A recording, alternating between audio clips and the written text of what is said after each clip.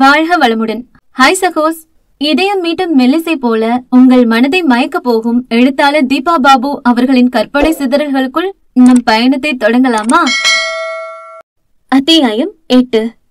சுவாதியை தன் மனைவி பாராட்டி பேசவும் அவளை வியப்புடன் திரும்பி பார்த்த ஸ்ரவன் சட்டென்று நினைவு வந்தவனாக தனது அத்தையிடம் நியாயம் கேட்டான். என்ன தப்பு செய்ய வச்சதே அவதான நல்லா தெரிஞ்சிருந்தோம். ஏன் அத்தை ஏன்ட்ட மட்டும் இப்படி கோச்சுக்கிறீங்க? அவ மேல தப்பே இருந்தாலும் இப்படி ஒரு அத்தை உனக்கு இருக்கல்ல, என்கிட்ட கலந்து ஆலோசிக்காம நீ தன்னிச்சையா முடிவெடுக்கிறது முடியாதுன்னு அவளுக்கு தெரியுமா? இல்ல நீதான் அவகிட்ட சொன்னியா என்றவனை ஆழ்ந்து பார்த்தார் கற்பகம். அவரின் குற்றம் சாட்டும் பார்வையில் தடுமாறியவன், இல்ல நான் அவகிட்ட எதுவும் சொல்லல என்று தலை குனிந்தான். அப்புறம் நான் எப்படி ஸ்ரவன் அவ மேல கோவப்பட முடியும்? இந்த வீட்டு பையனா நீயே என்னை பத்தி யோசிக்கலங்கிறப்ப அடுத்த வீட்டு பொண்ணுகிட்ட நான் எப்படி குறை கண்டுபிடிக்கிறது? இதுல அவளை வேற என்கிட்ட குற்றவாளியாக்க முயற்சிக்கிற என்றார் வருத்தத்துடன். ஐம் சாரி அத்த என்று தலை நிமிராது பதிலளித்தவனின் முகம் பற்றி தன்புறம் திருப்பியவர், போனது போட்டு விடுடா. நீ எந்த சூழ்நிலையில எப்படி கல்யாணம் பண்ணிருந்தாலும் சரி, நம்ம வீட்டுக்கு வந்திருக்கிறது நல்ல பண்ணாதானே வந்திருக்கிறா. அவ மனசுல என்ன இருக்குதோ நம்ம கிட்ட அவளை பத்தி எதுவும் சொல்ல விரும்பலைனா நாமள அவளை வற்புறுத்த வேணாம்.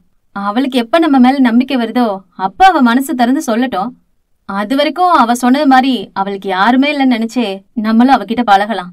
என்னம்மா, சரியா என்று ஸ்ரவனை சமாதானப்படுத்திவிட்டு ஸ்ரீநிதியிடம் வினவினார் கற்பகம். அது என சில கணங்கள் திணறிவிட்டு, என்ன மன்னிச்சிடுங்க என்று இமைகளை தாழ்த்தினாள் அவள். ஷப்பா, காலையில இந்த வீட்டுக்குள்ள நான் நுழைஞ்சதுல இருந்து புருஷனும் பொண்டாட்டி மாறி மாறி இதே சொல்லி என் கழுத்தை அறுக்குறீங்க. குட்டிமா, தயவு செஞ்சு வேற ஏதாவது பேச்ச ஆரம்பிச்சு இவங்க கிட்ட இருந்து என்ன காப்பாத்த என்று திரும்பி மருமகளிடம் கெஞ்சினார் கற்பகம். சில பல நினைவுகளால் சற்றே தயங்கி குழந்தையுடன் சமையல் அறையிலேயே ஒதுங்கியிருந்த சுவாதி அத்தையின் கூக்குரலில் தன்னை மீட்டு முகத்தில் புன்னகையை பூசிக்கொண்டு வெளியே வந்தாள். காலை உணவு முடிந்து நிதானமாக பேசிக் கொண்டிருக்கும் பொழுதுதான் அவர் வந்திருக்கும் காரணத்தை தெரிவித்தார் கற்பகம். ஊருக்கும் உறவுக்கும் அறிவிக்காமல் முடிந்துவிட்ட திருமணத்தை முறைப்படி அனைவருக்கும் தெரிவிக்க வரும் வாரத்தில் சின்னதாக ஒரு வரவேற்பு வைத்துக் கொள்ளலாம் என்றார் அவர். அது சரியா வருமா? ஊராரின் பேச்சுக்கு எவ்வாறு பதில் சொல்வது என்று சற்றே குழம்பி யோசித்த ஸ்ரவனை மேலே சிந்திக்க விடாமல் வற்புறுத்தி சம்மதிக்க வைத்தவர் அதற்கான வேலைகளில் இறங்கினார். மறுபுறம் வீட்டிலும் மாற்றங்களை மேற்கொண்டவர் சுவாதியை தடுத்து நிறுத்தி ஸ்ரவனுக்கு மற்றும் வீட்டிற்கு வேண்டிய தேவைகளை எல்லாம் ஸ்ரீநிதியை விட்டு கவனிக்கும்படி செய்தார். அவள் சற்றே தயங்கி மறுத்தாலும், உனக்கு பிடிக்கலங்கிற காரணத்துக்காக உங்ககிட்ட எந்த கேள்வியும் கேட்காம மகளா ஏத்துக்கிட்டேன்ல, அதுக்கு நீ குடுக்கற மரியாதை இவ்வளவுதானா என பளிச்சென்று கேள்வி எழுப்பவும் அதிர்ந்து போனவள் வேறு வழியின்றி அவர் சொன்னபடி அனைத்தும் செய்தாள். மாலையில் அலுவலகம் முடிந்து வீடு வந்தவனுக்கு இவள் தயக்கத்துடன் சென்று தேநீர் நீட்டவும் வியப்புடன் தன் மனைவியின் முகத்தை ஏறிட்ட அவனுக்கு அவளின் விழிகள் சமையல் அறையின் பக்கம் அலைபாயவும் அங்கே நின்றிருந்த அத்தைதான் இவளின் இந்த திடீர் மாற்றத்திற்கு காரணம் என்பது புரிய சட்டென்று அவனது முகத்தில் எரிச்சல் ரேகைகள் பரவியது. அப்படி என்ன கட்டாயம் என்ன பிடிக்காம என்ன கல்யாணம் பண்ணிக்கிட்டா? நானா இவ பின்னாடியே தெரிஞ்சேன் என்று தாங்க முடியாத ஆற்றாமையில் பொங்கிக் கொண்டிருந்தான் ஸ்ரவன். இங்கே நம் நாயகியோ முதல் முறையாக தன் கணவனுக்கு என்று தனிப்பட்ட வேலை செய்வதனால் ஏற்பட்ட மெல்லிய படப்படப்பில் அவன் முகம் காணாது தேநீரை கொடுத்து விட்டவள் சில நிமிடங்கள் கழித்து அவளையும் அறியாமல் உண்டான சிறு ஆர்வத்தினால் சற்றே விழி உயர்த்தி அவன் முகம் காண அங்கே வீற்றிருந்த எரிச்சல் அவளின் பேதை மனதை குறித்தவராமல் சென்று நோகடிக்க உள்ளம் சோர்ந்து போனாள் அவள். இருவரின் மனதிலும் விருப்பம் இல்லாமல் கட்டாயத்தினால் நடந்த திருமணம் தானே இது என்பது போன்ற உருவகம் ஆழ பதிந்திட தங்களையும் மீறி தங்களின் இணை மீது ஓர் ஆர்வமோ கிளர்ச்சியோ தோன்றினால் கூட மற்றவருக்கு தன்னை பிடிக்காது என்கிற தவறான கண்ணோட்டத்தை சரியாக கணித்து மனதில் வெறுப்பை உருவாக்கி கொண்டார்கள். தான் கவனித்த வரையிலும் சரி, ஏற்கனவே சுவாதி தன்னிடம் பகிர்ந்து கொண்டதை வைத்தும் கணவன் மனைவி இருவர் இடையேயும் நிலவும் இறுக்கத்தை கவனித்திருந்த கற்பகம் இவர்களை எப்படி சமரசம் செய்வது என்று விழி பிதுங்கி நின்றார். இருவரையும் எங்காவது தனிமையில் வெளியே அனுப்பலாம் என்று பார்த்தால் இவள் ஆர்வமில்லை என்று மறுக்கிறாள். அவனோ அலுவலகத்தில் வேலை என்று தவிர்க்கிறான். நல்ல வேலையாக இவர்களின் மறுப்பு அடுத்தவருக்கு தெரியாமல் பார்த்து கொண்டனர் கற்பகமும் சுவாதியும். தம்பியின் மகளை போன்றே இவருக்கும் அவ்வப்பொழுது மிகப்பெரிய சந்தேகம் ஒன்று தோன்றியது. ஸ்ரவன்தான் சரி, வேறு வழி இல்லாமல் ஸ்ரீநிதியின் வற்புறுத்தலால் மணந்தான் என்பதால் கொஞ்சம் ஒதுங்கியே இருக்கிறான். ஆனால் இந்த பெண்ணிற்கு என்ன வந்தது? ஏன் எப்பொழுது பார் அவனை முறைத்து கொண்டே அழைகிறாள்? ஒருவேளை சுவாதி ஐயம் கொள்வது போல் இவன் மீது அவளுக்கு ஏதாவது முன்பகை இருக்குமோ? இவனை கேட்டாலும் அவளை யாரென்றே எனக்கு தெரியாதென்றுதான் அடித்து சொல்கிறான். அப்புறம் எப்படி என்று குழம்பி தவித்தார். ஒரு வழியாக வரவேற்பிற்கு வேண்டிய அனைத்து ஏற்பாடுகளையும் செய்து முடிக்க அடுத்த 2 தினங்களில் அதை எதிர்கொள்ள தயாராக இருந்தனர் ஸ்ரவன் வீட்டினர். மணமகனுக்கென அடர் சிகப்பும் தங்க நிறமும் கலந்த ஷெர்வானியும், மணமகளுக்கு அதே நிறத்தில் பிரைடல் எம்ப்ராய்டரி ஒர்க் அதிகம் செய்யப்பட்ட லெஹங்காவும் தேர்ந்தெடுத்திருந்தாள் சுவாதி. இருவருக்கும் அவரவர் உடைகளின் அளவு சரியாக உள்ளதா என்பதை சரிபார்க்க அன்று அணிந்து வர சொல்ல, கடமையே என தனக்கானதை அணிந்து வந்த ஸ்ரவன் சோஃபாவில் கால் மீது கால் போட்டுக்கொண்டு அமர, சுவாதியின் அறையிலிருந்து முகத்தில் விவரிக்க இயலாத உணர்வுடனும் பெரும் தயக்கத்துடனும் தலையை குனிந்தபடி வெளியே வந்தாள் ஸ்ரீநிதி. வாவ், என்னோட அண்ணி அப்படியே வானத்துல இருந்து இறங்கி வந்து அப்சரஸ் தான். செம்ம சூப்பரா இருக்கீங்க அண்ணி என்ற ஆவலுடன் அவள் அருகில் சென்று கரங்களை பற்றி கொண்டாள் சுவாதி. மெல்லிய கூச்சத்துடன் அவளிடம் விழிகளை உயர்த்தியவள் தேங்க்ஸ் என்று முணுமுணுத்தாள். பாருடாப்பா மருமகனே, என் மகளோட அழகுக்கு அவ போட்டிருக்க ட்ரெஸ் எவ்வளவு பொருத்தமா இருக்குது என்று ஸ்ரவனை சீண்டினார் கற்பகம். அவருக்காக வேண்டா வெறுப்பாக இமைகளை உயர்த்தி அவனுக்கு தன்னெதிரே அவனுடைய பார்வையை கற்பனையில் எண்ணி மெல்லிய படபடப்புடன் தாவணியின் முனையை விரல்களால் பற்றியபடி கண்ண கதுப்புகள் இரண்டும் லேசான சிவப்பை பூசி இருக்க, புதிதாய் பூத்த நாணத்தில் துடிக்கும் ரோஜா இதழ்களுடன் ஆளை அசரடிக்கும் அழகில் தலை நிமிராது நின்றிருந்தவள் ஒரு கணம் மனதை மயக்கவே செய்தாள். ஆனால் அதன் பின்னே ஒளிந்திருக்கும் தன் மீதான அவளின் அலட்சியமும் வெறுப்பும் சட்டென்று நினைவில் எழும்ப மனம் கசந்து போனது இவனுக்கு.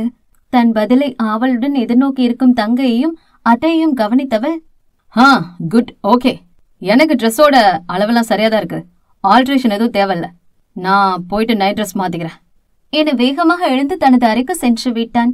ஸ்ரவனின் ஆர்வமில்லாத பதிலில் வெளிப்படையாகவே முகம் வாடி போனாள் ஸ்ரீநிதி. அதை கவனித்த மற்ற 2 பெண்களுக்கும் அவள் மனதில் ஆழத்தில் ஸ்ரவனுக்கு என்று ஒரு இடம் இருப்பது தெளிவாக புரிந்தது. பெண்ணவளின் மனதை மாற்ற வேண்டி, என்ன நீ, உங்களுக்கு எல்லாம் சரியா இருக்குதா, இல்ல ஏதாச்சும் சேஞ்சஸ் பண்ணுமா என்று வினவினாள் சுவாதி. இல்ல, எல்லாமே சரியாதான் இருக்கு, இதுவே போதும் என்று அவளிடம் பெயருக்கு முறுவளித்துவிட்டு தளர் நடையுடன் உடை மாற்ற சென்றாள். ஸ்ரவனின் ஆர்வமின்மைக்கு பிறகு இன்னும் இறுகி தெரிந்தாள் ஸ்ரீநிதி.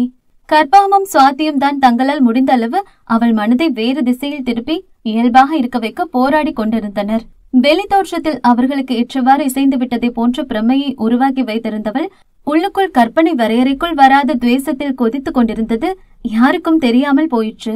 மறுநாள் இரவு அத்தையும் மருமகளும் சமையலில் ஈடுபட்டிருக்க, ஸ்ரவன் அறைக்குள் அலுவலக வேலை தொடர்பாக லேப்டாப்பில் மூழ்கியிருந்தான். ஸ்ரீநிதிக்கு கரங்களில் மெஹந்தி போட்டிருந்ததால் அடுத்த நாள் மாலை வரவேற்பு முடியும் வரை எந்த ஒரு வேலையும் செய்து அதன் அடர் நிறத்தை கெடுத்துக் கொள்ள வேண்டாம் என அறிவுறுத்தி தொலைக்காட்சியின் முன் அமர வைத்திருந்தார் கற்பகம். அமுதன் ஊரிலிருந்து வந்த உடனேயே அவன் வீட்டிற்குள் ஓட்டி விளையாடுவதற்கென்றே ஸ்கேட்டிங் சைக்கிள் ஒன்றை வாங்கி கொடுத்திருந்தான் ஸ்ரவன். அதை வைத்து அவன் ஹால் முழுவதும் சுற்றி சுற்றி வந்து விளையாடி கொண்டிருந்தான். சிறிது நேரத்தில் கொஞ்சம் முன்னர் தான் தண்ணீரை பருகி தானே அதை சிந்தியும் இருந்த குழந்தை வேகமாக சைக்கிளில் சுற்றி வரும் பொழுது எதிர்பாராமல் அதிலேயே கால் வைத்து சரிக்கு விழுந்து பின் மண்டையில் பலமாக அடிபட்டதால் வீறிட்டு அழ ஆரம்பித்தான். அதுவரை உணர்வின்றி டிவி திரையை வெறித்து கொண்டிருந்த ஸ்ரீநிதி ஒரு நொடி கீழே விழுந்து அலறும் குழந்தையை பார்த்து பதறி துடித்து விட்டாள். ஆனால் அடுத்த கணம் முகத்தில் ஒருவித அலட்சியம் தோன்ற இருக்கும் இடத்தை விட்டு அசையாது சிலையாக வீற்றிருந்தாள். குழந்தையின் அழுகுரல் கேட்டு உள்ளிருந்து ஆளுக்கு ஒரு பக்கமாக கற்பகமும் சுவாதியும் ஸ்ரவனும் பதறி போய் ஓடி வந்தனர். என்னடா கண்ணா, தண்ணியில வலிக்கு விழுந்துட்டியா? சரி சரி, ஒன்னும் இல்ல, சரியா போயிடும் என்று அமுதனை தூக்கி தலையை தேய்த்தபடி சமாதானப்படுத்த ஆரம்பித்தாள் சுவாதி. அவ்வளவு அருகில் எதிரிலேயே அமர்ந்து கொண்டு குழந்தையின் அழுகுரலை அலட்சியம் செய்து இரக்கமில்லாதவளாக இரும்பென தோற்றம் அளிக்கும் ஸ்ரீநிதியை கண்டு கற்பகம் குழம்பி போனார் என்றால் ஸ்ரவனோ ஆவேசம் கொண்டான். கட்டுக்கடங்காத ஆத்திரத்துடன் வேகமாக அவளை நெருங்கி முரட்டுத்தனமாக பற்றி எழுப்பியவன், நீ எல்லாம் நிஜமாவே ஒரு பொன்னாடி, கண்ணுக்கு முன்னாடி ஒரு சின்ன குழந்தை கீழே விழுந்து அடிபட்டு அழுகிறத பார்த்தோம் தூக்கி சமாதானம் செய்யாம வேடிக்கை பார்த்துட்டு இருக்க என்றான் ஆக்ரோஷமாய். முகத்தில் பழைய ஏளனம் தலை தூக்கி இருக்க அனாயாசமாக அவன் கருத்தை தட்டிவிட்டவள் விலகி செல்ல பார்க்க வெடுக்கென்று அவளை தன்புறம் திருப்பினான் கணவன். பதில் சொல்லிட்டு போ, அவ்வளவு என்ன திமிரு உனக்கு, கீழே விழுந்து எப்படி கத்துறாவ என்றவன் கோபமாக முடிக்கவில்லை. மனைவி ஆங்காரமாக இடையிட்டாள். இப்ப என்ன, ஜஸ்ட் அவன் தரையில வழுக்கி விழுந்து அழுதான், அவ்வளவுதானே? என்னவோ மேல் மாடியில இருந்து தவறு கீழே விழுந்து கை கால்லாம் உரிச்சு போன மாதிரி எதுக்கு அப்படி கத்துறீங்க நீங்க என்று சீறினாள் ஸ்ரீநிதி. அவளின் நரம்பில்லா நாக்கிலிருந்து வெளிப்பட்ட கொடூர வார்த்தையில் அங்கிருந்த மூவரும் ஸ்தம்பித்து போய் நிற்க, கற்பகமோ ஒருபடி மேலே சென்று அவள் வார்த்தைகள் உருவாக்கிய கற்பனையில் பதறி போய் தன் பேரனை அள்ளி நெஞ்சோடு அணைத்துக் கொண்டார். கடவுளே என தவிப்புடனும் அச்சத்துடனும் அவன் முதுகை வருடி கொடுத்த அவருக்கு விழிகள் இரண்டும் கலங்கி போனது. மூவரையும் வெறுப்புடன் நோக்கிய ஸ்ரீநிதி ஸ்ரவனின் கரத்தை சட்டென்று உதறிவிட்டு விறுவிறுவென்று தனிமையை நாடி சென்று பால்கனியில் அடைந்து கொண்டாள். அத்தையின் கன்னத்தில் நீர் வழிய கண்டதும் பதறிப்போன சுவாதி, அத்தை என்று வருத்தத்துடன் அவர் தோளை பற்றி அழைத்து வந்து சோஃபாவில் அமர வைத்தாள். சற்றும் மனம் மாறாமல் தொடர்ந்து நீர் உகுத்துக் கொண்டிருந்தவரை கண்டு துணுக்குற்ற ஸ்ரவன், என்ன மன்னிச்சிடுங்க அத்தை, எப்படிப்பட்ட ராட்சசி இந்த வீட்டுக்குள்ள கூட்டு வந்திருக்கேன்னு எனக்கு இப்பதான் நல்லா புரியுது என்றான் அவர் கைகளை பற்றி கொண்டு தாங்க முடியாத அவமானத்துடன். அவை அனைத்தும் வெளியே நின்றிருந்த ஸ்ரீநிதியின் செவிகளில் துல்லியமாக விழுந்து அவளை மேலும் சீரும் எரிமலையாக கொந்தளிக்க வைத்தது. சி, அவ ஏதோ கோபத்துல, ஆனா அந்த வார்த்தைகளை தாண்டா என்னால தாங்கிக்க முடியல என்று துடைக்க துடைக்க வழியும் நீரை திரும்பவும் துடைத்தார் அவர். சுவாதி, போய் அத்தைக்கு குடிக்க கொஞ்சம் தண்ணி எடுத்து வா.